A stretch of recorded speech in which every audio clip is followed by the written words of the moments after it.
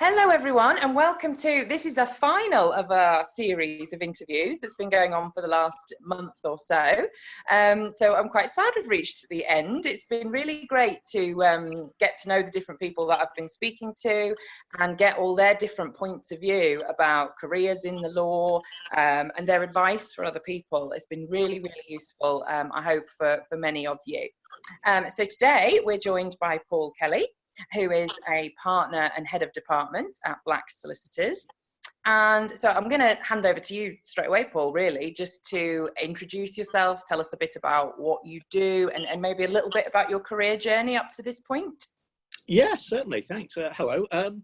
Yes, I'm a partner at Blacks. My career has been you might probably say it's been the traditional route in that I went from sort of university to law school. And I'm still at the firm I trained with, so I've gone through the traineeship, the solicitor associate partner, and so on. So I think in this day and age that's probably becoming rarer and rarer as people are tending to move around. But so I trained at Blacks. Fell into employment law, really. I had no real plans to do it when I was sort of a bright-eyed trainee. And I was just sort of in the right place at the right time when I qualified. And actually, I realised I loved the work more so than what I thought I would originally enjoy doing. I thought I was very much sort of, I want to go into corporate or property, but actually employment, I just really found my niche. So from then on, I became an assistant in the department, and over the years, as with our firm, the department grew. Originally, we were sort of a bolt-on of the commercial department, but then after a few years, we became our own department, standalone department in its own right, and we've gone on from strength to strength thereon.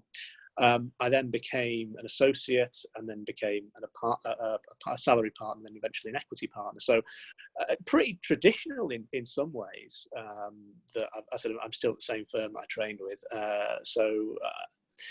Some of the issues you have are, people say often, well, can you really make it up the ranks if you train there? Will people ever look at you a bit differently? And that's something I've never really found, to be honest. But it's something I think people have to consider. That's sort of my sort of potted history, really. Yeah, I'm glad you made that point, actually. It's really interesting. You do hear that, don't you? That, if you've trained there, would they see you in a sort of managerial role because you sort of began your career there? I suppose it depends on the person and the firm, though, presumably. I think you're absolutely spot on. I have seen it with other places where that there was people who were always regarded as the trainee.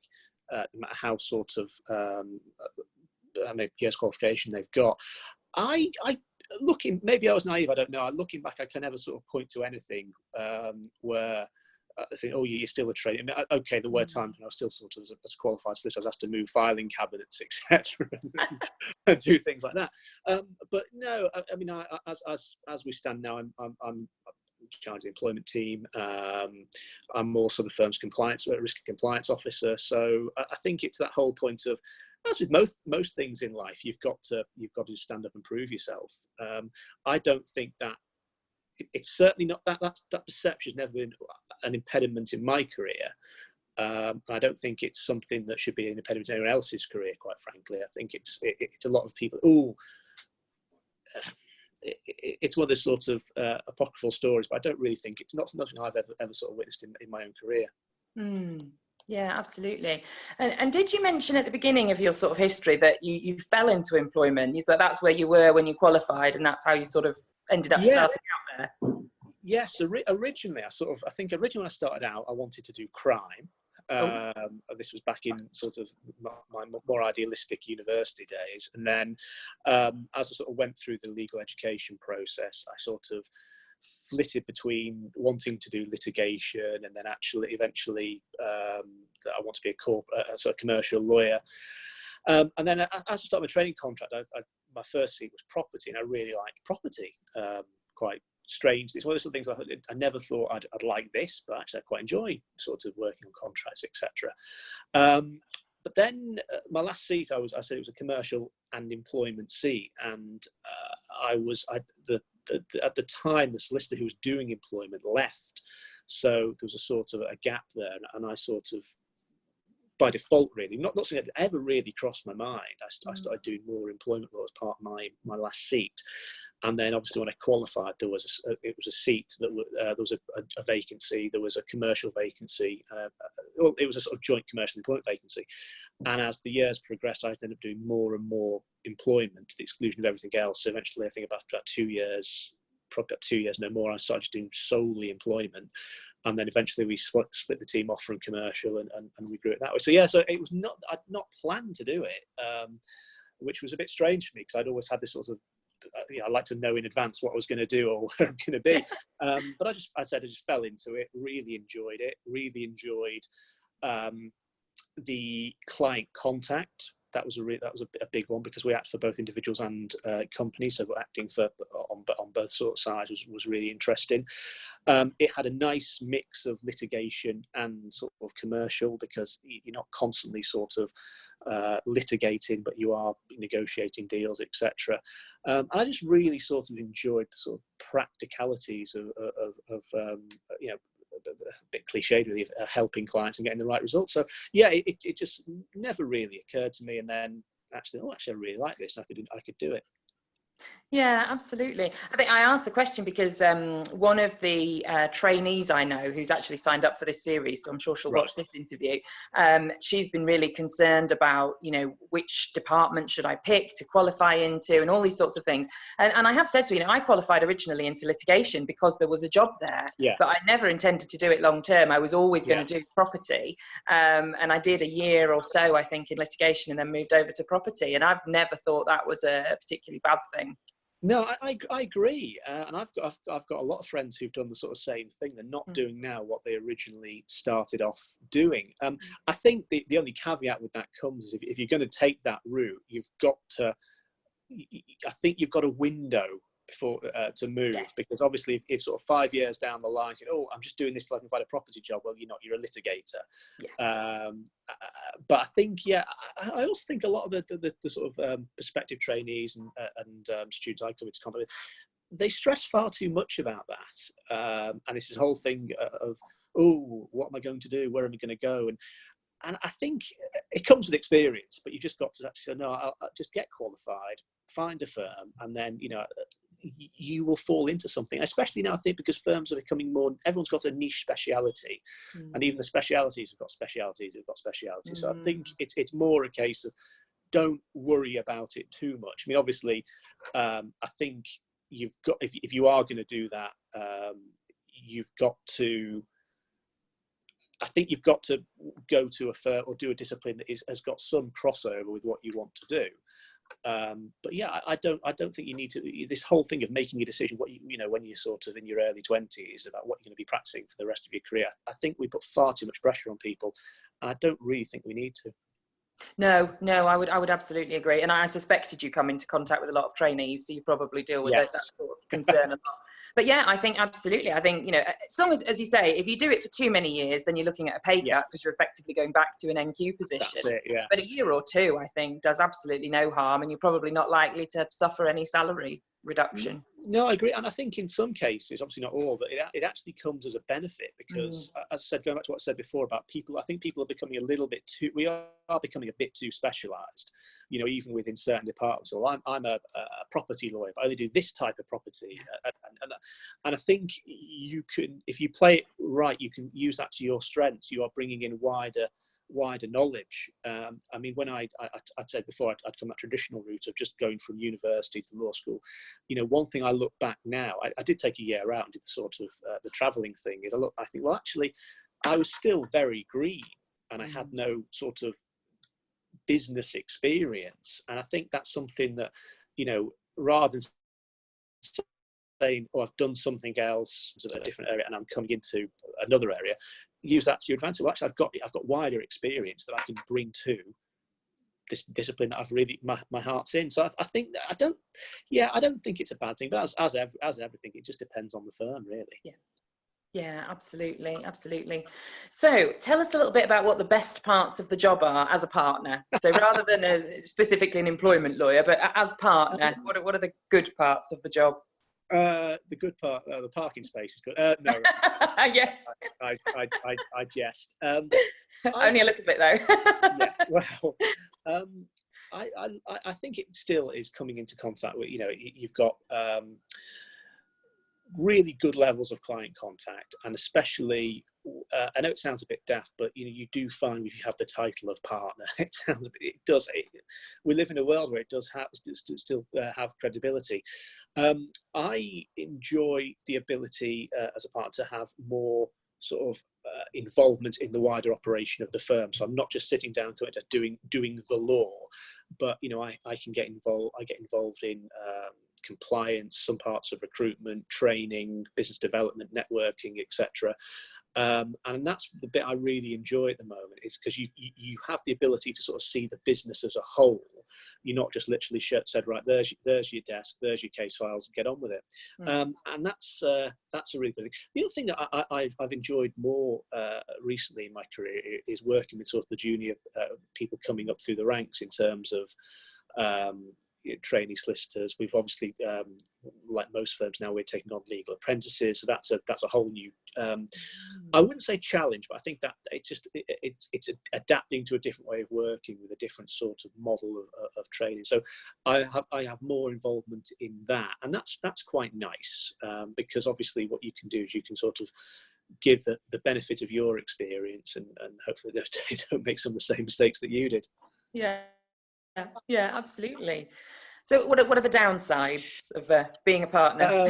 Well, the downside is usually if someone's done something wrong, you're the first person somebody picks the phone up to complain to. But that is just life, and that is the cost of doing business, I say. I mean, no one gets it right all the time, and unfortunately, however you look at it, we're in a service industry, and if a client wants to have a rant because even though you might not have done anything wrong, they're paying our fees, they're gonna want to speak to the person at the top of the tree. And I think it is important that when you become a partner, that you recognise you're not just now a more senior, that comes with the responsibility that you've got to look after your junior staff. And I've told some of my team is that don't care what happens, if something goes out with your name on it and there's a mistake, you never say it's my secretary, it's my it's the responsibility that comes with it. And I think you don't hang colleagues out to dry, and I've seen that done in other firms where people have blamed the paralegal. I said, well, no, you have to stand up and take that. I suppose I think what you do, it's trying to manage expectations across the firm, really, because I mean, ultimately you've got lots of different departments, you've got different clients, and you've got different sorts of aspirations and where people want to be. And it's sort of navigating that sort of minefield of, well, okay, one department might want to be sort of targeting this piece of business, but another department that business, and somewhere you've got to sort of, to a degree, become a bit of a peacemaker. But that's something I've found. Yeah, absolutely. So it's I mean, obviously partnership means different things at different firms. Yeah. Obviously we have to caveat that, but you certainly, it sounds from what you're saying that especially at your firm and your role, it is much more being involved in the business and a managerial role. It's not just you've got a higher title for the clients for the work you're doing. It's much more a business involved role. Yeah, I mean, we are about 230 odd people, I think. So we are a relatively small partnership in that regard. There's only about 22 of us, I think, across the board. So yeah, we are a mid-size corporate commercial firm. So there is more scope for getting involved. But again, that is the whole point of, you take on that responsibility. And that is a thing I think that a lot of people, I'm not speaking out of turn, but I've witnessed in people who've come from perhaps bigger firms, is that the thing is it's seen as a title or a progression. But I think at much smaller firms, where it's a more traditional model, there is a responsibility, and ultimately it lands on your desk. And with the title and with the pay rise, etc., there is a responsibility that you have to unfortunately deal with some of the realities of practice, and that is, you know, if one of your direct reports has done something they perhaps shouldn't have done, ultimately it lands on your desk. You've got to deal with it. You've got to take the ear bashing from the client, in whatever the case may be. Yeah, absolutely. Are there downside, well, or tell us about the challenges of that route up to partnership? You know, is it as grueling as we hear? Is it? Well, I mean, again, I can only speak my own experience, and having been at one firm, and I said, I mean, I wouldn't say that in terms of grueling. I think you've got to be good at what you do. That's just that is just it's an absolute given. I think my challenges were obviously just constantly you're to a degree you're in competition with your colleagues. There's always going to be an element of that. But my route was, I wouldn't say blessed as such, but I was very lucky to be working in a very in a very forward-thinking firm and in a very forward-thinking team, where we've grown over the last 5 years, exploded in the last 10, and I was very fortunate to be working with people who had that attitude. We're going to take risks, we're going to take sort of chances in terms of different types of marketing, trying to break into different sectors. So to some degree it was quite easy, where because I could just say, well, I want to be involved in that, and I want to, and, you know, I took a big interest. So to that degree, I don't think it was any more grueling. It made life a little bit easier to some degree, but yes, it ultimately comes down to, you've got to put in the hours. You've got to be seen. I know it sounds a bit daft, I think, of being seen to be doing stuff, but I think what I mean by that is we don't really have a long hours culture here. Right. And if anything, we're sort of come in, do your work, go home, enjoy your family life. And I think that's very important. But I think what made it easier for me is it's the old adage of, I was always prepared to put my hand up. And, you know, be whatever, go to, you know, attend networking events on spec, early morning or late night, fill in for people, you know, and that's the best advice that I could give, because ultimately what happens is, whatever firm you're at, there will be a group of people who will sit in a room around a table, and when they get applications for partnership, etc., we're all human. So who are they? Oh, I don't know them. And unfortunately, you might be the best biller in the world, but actually, if you've done nothing to push the firm forward and you've not been visible, and that's the advice I give people now is, you know, put your hand up. And we've had situations here where we've had people say, oh, well, so and so always gets picked to go to events. Why don't I? And it ultimately comes down to, because so and so has consistently put their hand up, they are reliable, they want to be involved, they see the bigger picture, and someone else, you might not even know they're here, if you see what I mean. And it's that whole thing of getting the wider picture of, you know, how does a firm work? I mean, I've always said that, you know, being a lawyer is 10% actually doing the law and 90% doing the business. And if you haven't grasped that by sort of a couple of years in, I think you need to have a think about where you want to be going. So yeah, definitely. So your advice is, you know, get involved, raise your profile, exactly. And it's the things you do outside the work, on top of the work almost. That's important. Some of the best advice someone ever gave to me was that law firm management is made up of finders, minders, and grinders. And I thought, that's what Andy said. Well, obviously you've got people who've got to find the work, because if you can't find the work, then there's nothing for anyone to do. You've got to have people to mind the firm. You've got to obviously look after all the things that makes it tick over, and you've got to have people to grind it out. And I think that's it. And it's okay if you might be sitting there churning work out and your billing's great, but if you want to progress, I think you've got to have something more, and you've got to, you know, what can you do to push the firm forward? Because ultimately, it's the old adage, well, we can always get someone in just to grind the work out, but are they bringing the work in? And I think in terms of the attitude you've got to have, you've just got to be visible. Who are the decision makers in the firm? Who are the people when they say, who do we want round this table as an equity partner or a business partner or whatever? Am I going to pick the person who from day one has consistently done whatever they can to drive our business forward, to get new business in, to provide a high level of client service, or the person who has never actually said hello to me in the X amount of years they've been here, does a good job billing, but I don't know them from Adam? So I think that's a consideration you've got to have.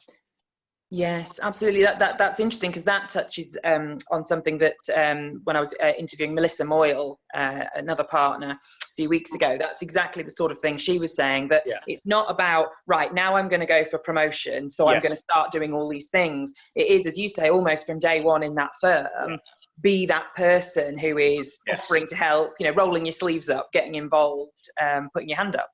And I think 2 points on that is that, going back to the first thing about day one, I've seen applications for promotion from people who are consistently, from day one, have done, all sorts of things. And the point is, they might have always been successful, but they've done it. They've got the right attitude. And then other people who, all of a sudden, when the new promotion was coming up, they just, all the events they've done or things they've done, and you can see who, and that's the thing you've got to consider. Well, the other thing is, I often do some talks at the local law school about sort of networking and things like that, because that is a big part of our business, however you look at it. And I mean, a lot of people will sort of look at me actually state of horror, going, I've got to go out and talk to people. And I would say, well, look, at the end of the day, where do you think the work comes from? When you start as a junior solicitor, you are given it, but if you want to become a business owner, you're going to have to go out and find it, and that is true whether you are Clifford Chance or whether you are a sole practitioner. So you need to understand now where the work comes from, how the business works, and unfortunately, you just have to accept that not everybody is this uber confident, drop them into any situation and they'll talk the talk and the work will fall from the trees. But what you do have to do is, if you've decided that you want to go down that route of becoming a partner and a business owner, you need to look at what are your strengths. You might not be, I think the archetypical thing, as we joked previously about going out playing golf, etc. That there are some clients who will like that, but what do you do well? You might be better at using social media, which in this day and age is that's a goldmine for new work. What is it you do well? If you have a sporting interest or an obscure interest, chances are there'll be other people out there who are potential clients. Look at what you can do. It's not all about just going out, drinking, playing golf, etc. Although I will say I did take up golf one year just because I was so sick of not being able to go out on sunny golf days with people, and I was absolutely terrible. And the golf club's now getting dust in the garage. But yeah, that's I think what you need to do is find out what is your strength. And again, it comes back to, I was very lucky to find a very progressive firm that sort of said, right, well, okay, if you think you've got an angle, we'll back you up. We'll invest in you to go and do that. And sometimes it works, sometimes it doesn't. But what was more impressive was that you had junior people saying, I've got an idea. We've not tried this before. Can we? And that impresses me as a partner, taking a bit of sort of, when people talk about commercial acumen or what's commercial awareness, that's commercial awareness to my mind. Yeah, absolutely. I'm glad you've mentioned that, because it's something I'm really keen on. Is bringing yourself, your interests, who you are, what you enjoy, instead of sort of trying to fit into the mold of, well, this is what we do. Like you say, it's a drinking event, or it's a golfing event, or it's a whatever it is. But networking is really just talking to people. That's so it. You go and talk about things you're interested in. People are going to be interested. And I think you've hit the nail right on the head. I mean, it's not a case of trying to fit into the firm.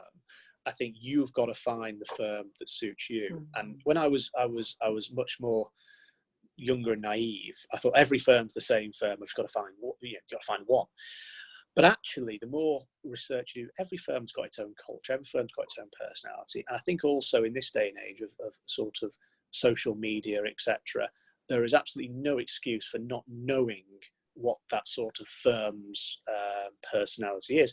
And if you have a certain interest that maybe perhaps is aligned with that firm. Because ultimately, you know, I said to a colleague of mine a few years ago, we were sort of sifting through CVs, so that by the time someone applies for a training contract, they're all the same. They've all got the degree, they've all got this, they've all got the LPC, etc. So really what we're actually doing is we're looking at, after we've gone through the sort of, have they got work experience, have they demonstrated that they know they want to go into career, really what we're looking at is the last bit of the CV that talks about hobbies and interests. Because, you know, we accept you can do the job if you've got to that standard, or we hope you can do the job, but really, and my boss has got a great phrase for this. He says, "Are you the sort of person I would give a business card to, i.e., with my firm's name, or would you go out and represent me?" Because we want someone who, you know, and everyone wants someone who they enjoy coming to work with, can work with, and if you have that sort of aligned sort of interest, common interests, etc., can you be trusted to go out and represent the firm? So I think that's something you need to really focus on. Because if you would want to do sort of working for more owner managed businessy type things, where you've got maybe the firm's got a leaning towards sport or agriculture, even, don't go to Allen and Overy. You know, so yeah, I think you've got to do your research on that front. Yeah, absolutely. And it's so much easier these days, as you say, to learn about these firms and the cultures. We were talking to a couple of recruitment specialists last week, and they were, you know, if you find the right recruitment person, they know the cultures of these firms very well. And can help you with that too. And that's actually, ironically, that just sort of going off topic, that's a bit of a pet peeve of mine, because whenever I do interview people, when I was applying for training contracts, back in the early noughties, late 90s, you know, not many firms had, below the sort of top tier, had websites. You know, so and you really struggle to do your research on a firm. And I was lucky because I managed to find one or two case reports where this firm had been involved in. I was able to use that at an interview, etc. But I've interviewed people now where one of the first things I will say to them is, "Tell me about me." And I get this blank look, and I think, so there is absolutely no excuse. We've got a website, we've all got social media, we've all got 2 or 3 platforms of social media. You know, especially in this world of SEO, we're all trying to put as much information on as possible to get. So, you know, as a prospective trainee, you should not walk through that door not knowing anything about me, because the first thing it says to me is, you've not done your research, you don't care enough, you don't know anything about this firm. All we are to you is a speculative CV in the hope you get a job. I want you to know what this firm is about, what our culture is about. And if you haven't taken the time to find that out when there's enough information out there, you're not for us, sorry. Yeah, you want them to have done their research, to know your culture, and to believe they are a good fit, to know that's exactly for them. Yeah, absolutely. So my next question was going to be, what sort of characteristics and traits do you think make a good partner? I know we've probably touched on quite a lot of this already, but is there anything else you think? I think since in the last couple of years, I think there has to be a sort of a you've got to have the mindset, I think, of a business owner. And I think it's probably more of a problem in larger firms, but there is that whole thing of, I'm now a senior employee, where you have a thing of, well, it's still someone else's decision, but I'm more senior to them. And I think you have to treat it as your own business. You've got to have some sort of realization that it's not just about the title, it is the responsibility that comes with it. You can't just sit back and go, oh, nothing to do with me. You've got to appreciate that actually, I'm more of a master of my own destiny now. If I don't go out and get the work, or if I sit on that file, or if I don't manage that individual in my team who's underperforming properly, there will be consequences. I think if you can't get your head around that, then it's probably not for you. No, absolutely. I agree with you. I mean, I've been in the slightly different position because of where I work and the way I work, that we are actually business owners. But having had that experience, I can see now how I think that's missing in normal practice. I think what I've learned about, being close to your clients, how their business is running, billing, even just billing yourself on time, because that's when we get paid, but for a business, if lawyers started to take all of that, in as well, then obviously all the metrics of the business would be improved as well. That's it. And I think, and ironically, that's one of the things that we've focused on a lot more in the last couple of years, because, and I think as you have larger firms, they become to a degree like factories, where there is that sort of just churn it out. And that whole sort of connect of, well, where does my salary come from? My salary comes from the work that I bill, and I've got to pay for the nice offices, the water, the electricity, the biscuits on the table, and it's giving that sort of. We've done a lot recently about trying to get, especially the junior staff, understand how a firm actually works. It's not just tip up, do your work, go home, and take a nice salary at the end of the day. It's, what is the economics of it? What is the commerciality of it? If you don't get your invoice in, what about, how does it affect cash flow, etc. And I think that we've seen a massive improvement in sort of efficiencies, because when people start understanding. But I think when you've got partners who are not of that mindset of, well, I've made it now, I've got the keys to the executive bathroom, etc.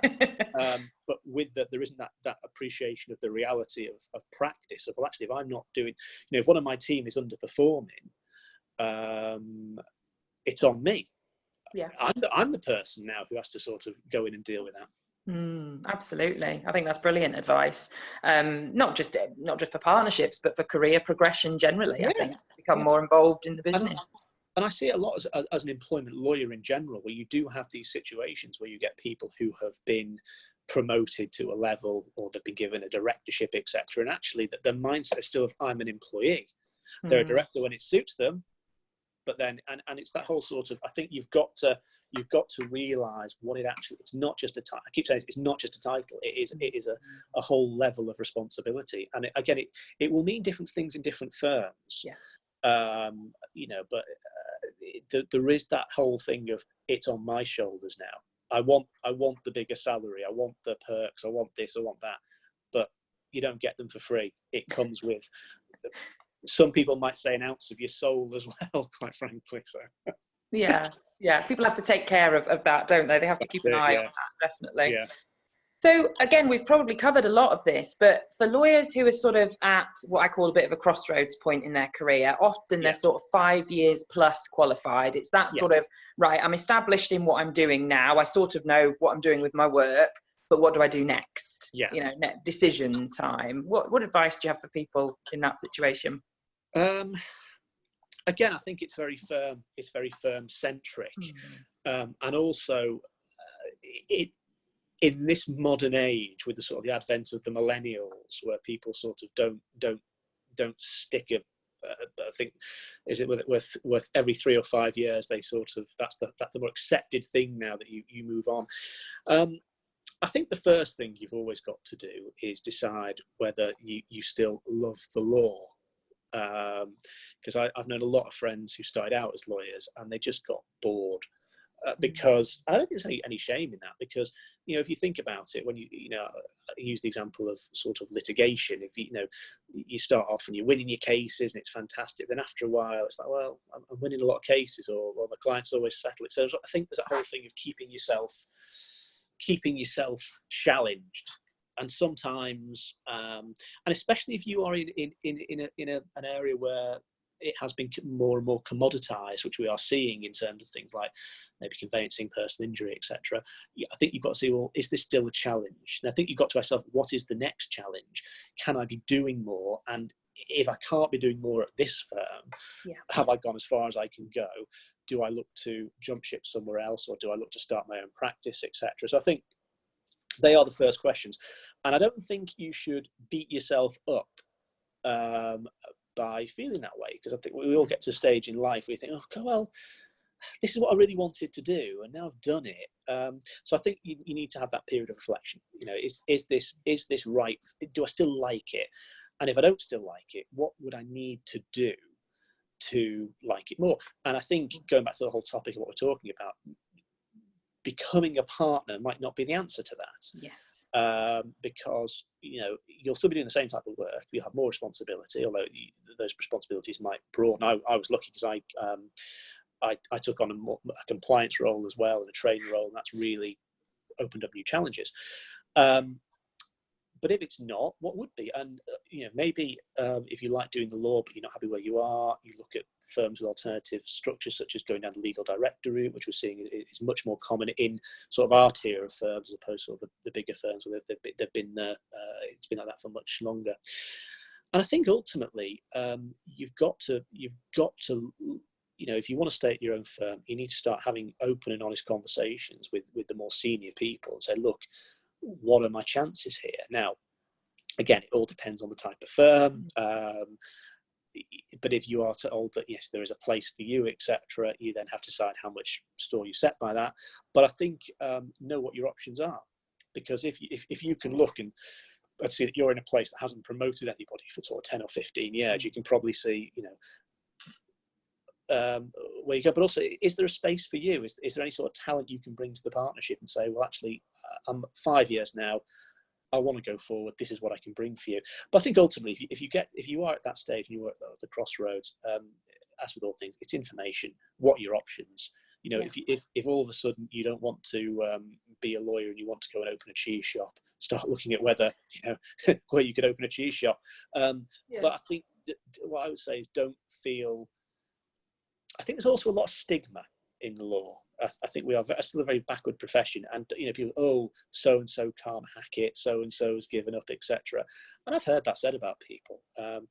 No, ultimately you've got to make yourself happy, and if you are trudging into work every day and you're just not enjoying it, you need to identify what is it that will make me happy, what will reignite that passion, what new challenge do I need, or maybe it's just time. I've done it, I've tried it, I've made a mark, but now it's time to move on and do something else.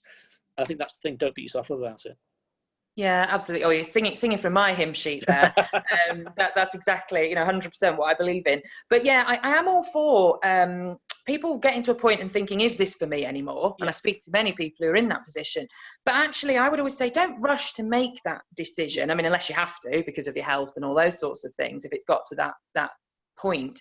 But as you mentioned about a challenge, it's all the research about job satisfaction and things is you've got to enjoy it, find the thing that is your strength and the thing that is of interest as well. So instead of just sitting at your desk churning through the work every day, like you've talked about, get involved in things. Do you have a passion for a charity or for a certain client's business?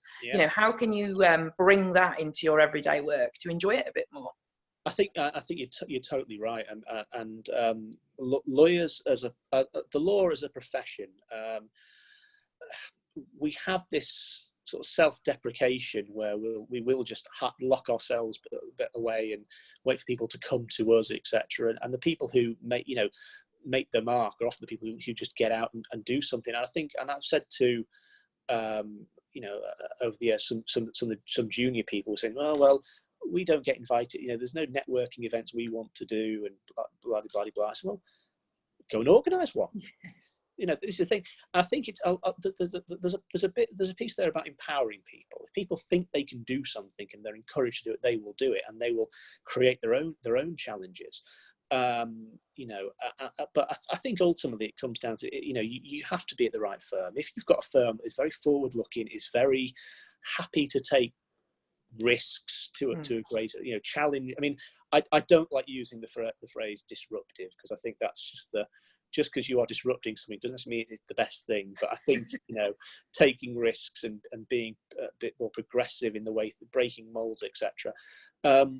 That could be your challenge. And if you can go to a partner who said who is of that mindset, and there are a few in every firm, so look, this is what I want to do, and I think this would really lay out the benefits, then I think that's how you create challenges for yourself. But ultimately, if that's not going to happen, and you can just see yourself trudging in every single week for the rest of your career, then I think you say, well, I've got to find that challenge elsewhere. Yeah, take control of your career. That's it. Yeah, absolutely. Yeah. And the final thing I wanted to talk to you about, and you've mentioned it a few times, is social media, because we met, I think, a couple of years ago first, and I have to say, you were the first lawyer I saw being so active on Twitter. Right. Back then, sort of whenever it was 2 or so years ago when we met, I didn't see other lawyers being active on Twitter, and you were. I think there are more now. But do you think lawyers have kept away from social media for whatever reason, and now we're on it more? Yes. I mean, the way I got involved in it is I didn't use social media personally, and it was literally just we had, as you may probably remember, about 7 or 8 years ago, there was an explosion of like 1 or 2 man bands sort of open up saying we're SEO experts. It's like, what's SEO? I've not got a clue. And we had someone come in, do a presentation, and they were, this is going to be the next big thing.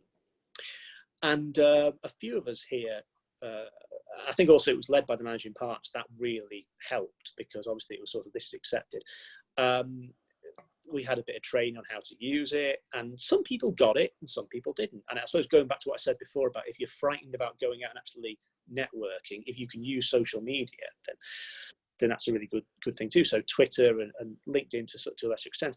But yeah, there was a lot of fear, because it was like sort of, oh, hang on, what's this witchcraft? But then when you suddenly realise, well, hang on a second, and again, my boss, because he sort of championed the use of it, he said, well, you think about it, we will take a new starter who we don't know from Adam, and we'll give them an email address, and they can email the world from day one. So why shouldn't we be using social media? So it was when we got on board with it was more a case of what are we trying to achieve, and there was a lot of trial and error. We dabbled in Periscope, if you remember that, which sort of died a death. I think there's still some things on YouTube of me sort of looking a lot younger than I did with more hair.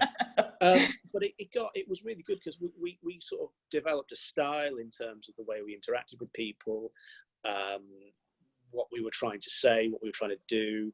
We only allowed limited sort of people in the organisation to use it, and we all sort of tried to be more engaging, because what we've always tried to do with our own firm branding is be approachable, and that was a nice sort of add-on to it, because you can contact your lawyers. So what was really good about it is it really improved our brand. It opened doors to us that probably would have been closed.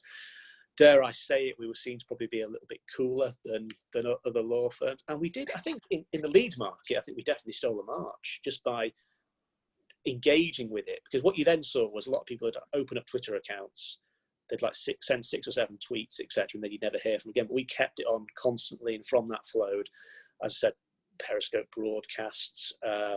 We do various things on Twitter, whereby we organised a crossbar challenge, so people would come, and we got a local football pitch, and we got local professionals trying to hit the crossbar, and it was like but it was like, put that on social media. So we're just trying new things, and it really worked. And I think interestingly, when I started work, every law firm was like clamoring to have a website, and I think I became a trainee at sort of the tail end of sort of grizzled old senior partners going, do we really need a website?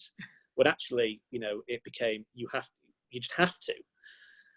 Whereas now we're in the realms of not only do you have to have a website, you've got to have a social media presence.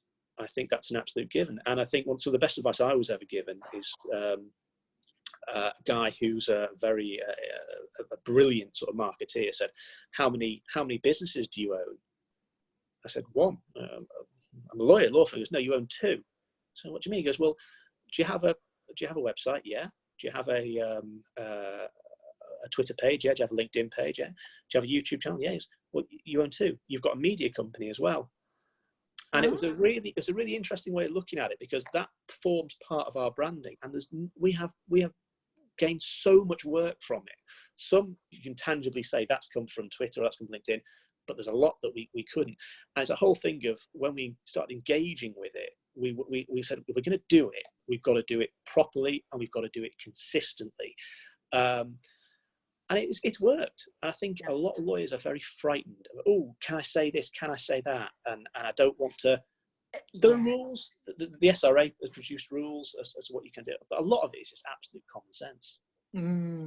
No, I agree with you 100%. I think my thinking was that, a few years ago, and with some people probably still now, the law was seen as a very you know, we're a very serious profession. We're very, you know, we shouldn't be on social media. We shouldn't be doing those sorts of things. And I think that was one issue. But as you say, people want approachability these days. You know, that's one of your key messages.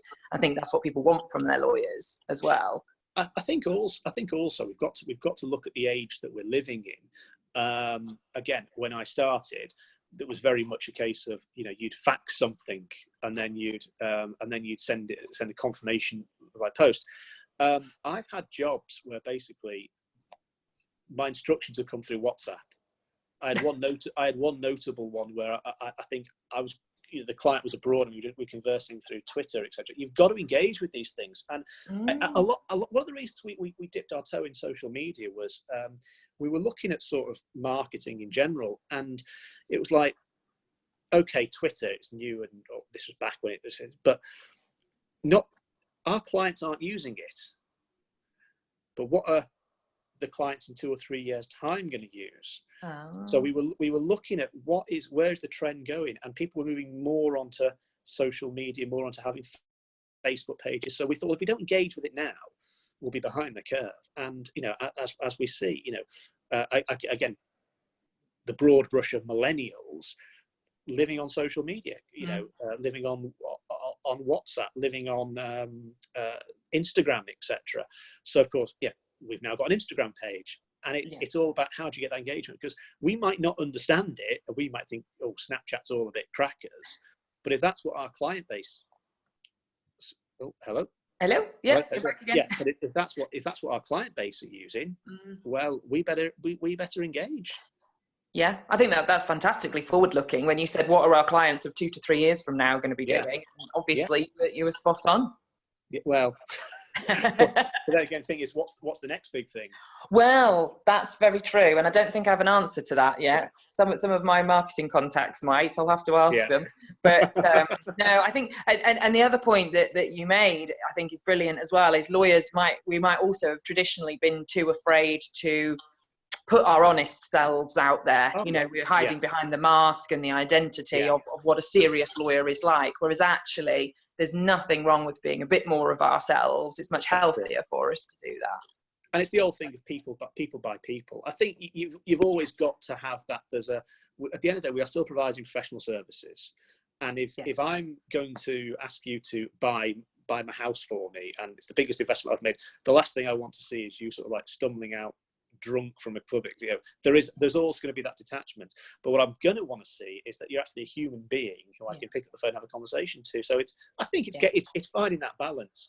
There are other, you know, I think we both know that we've all got colleagues. You think I would not allow you in social situations, absolutely mood hoover. But it's again, it goes back to finding the right thing for you. Yeah, absolutely. Well, that's a perfect way to end. Finding the right thing for you. I think that's brilliant. We've covered so much there. That was really, really brilliant. You've got, I personally, I think you've got a great outlook on the way that, you know, you see your career and the advice you give to other people. Thank you. It's brilliant.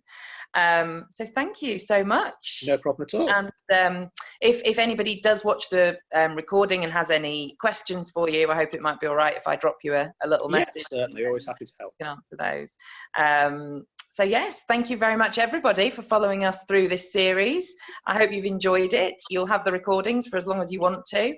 And thank you again, Paul, very much. And have a great weekend. You too. Thanks a lot. Bye. Bye-bye. Bye-bye.